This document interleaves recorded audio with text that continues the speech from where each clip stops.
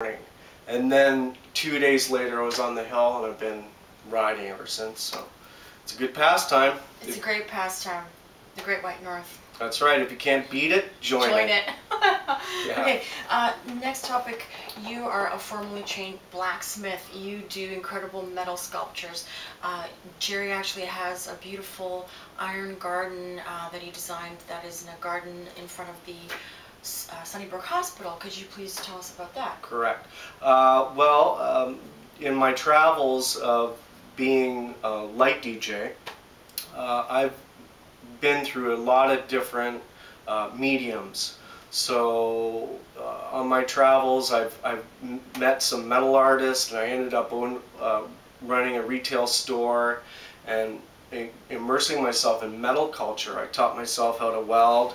I taught myself how to forge, just sort of to counteract all the performance stuff. Like I would do a show and it would be like great and like wow and everything, and then at the end of the day all I would have was my sort of like performance, right? So me being a blacksmith is something not really to counteract me being a performance artist, but sort of something that would add to it. So I'm a lighting guy and a metal guy.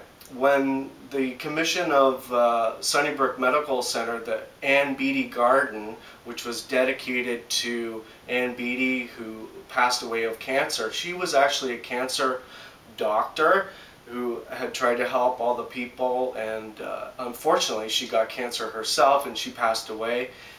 But there was a memorial garden built in her honor, and I was one of the 3 guys that worked on it. There was myself, Steve Waters, and John Perry, who's a landscaper. So the reason why we got this metal commission is because they wanted a garden that would bring hope to people with cancer.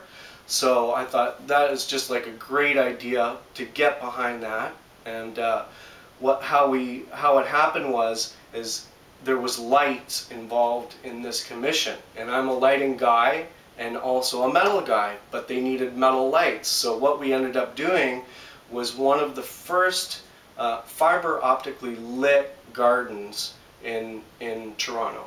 So, and then it's all dedicated to the sick people, and you know, our hearts go out to, you know, people who have you know, suffered and lost their lives to cancer. But if it doesn't kill you, it makes you strong, and if it kills you, you still live on. That's right. So, but these amazing benches that Jerry designed with his team are actually very organic, and they look like snowboards. That's right. And flowers. So you want to go and take a seat, and you can sit on this amazing, you can actually sit on art. It's cool. So Jerry, a couple more things. Yep. In your spare time, you are actually a very zen, enlightened guy, and you design beautiful bonsais. Is that correct? Yeah, just to, you know, throw one more medium at it, you know. Awesome. I skip around from mediums to medium, and I've always been like a gardener.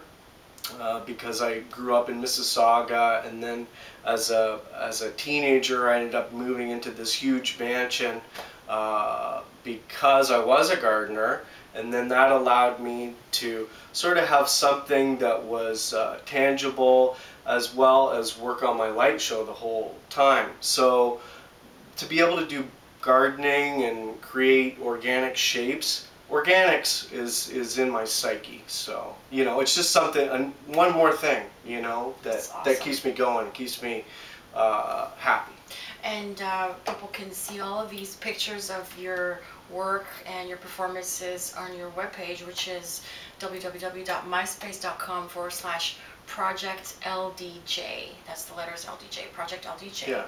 Jerry, last but not least, who's your favorite author and why? Oh, well, you know, in the Martin Street days, we went over and we always had like documentary night, and someone who I thought was like a forward thinker and was pretty well versed in the bizarre is Hunter S. Thompson, which I will be appearing at as this Halloween, just to pay homage to somebody who was pretty out there all the way until the end, and he's somebody who was ahead of his time. I mean, he was you know, a good guy and everything. He was pretty dark, but generally speaking, he was a very interesting author, and he had a lot of things to say about the unusual.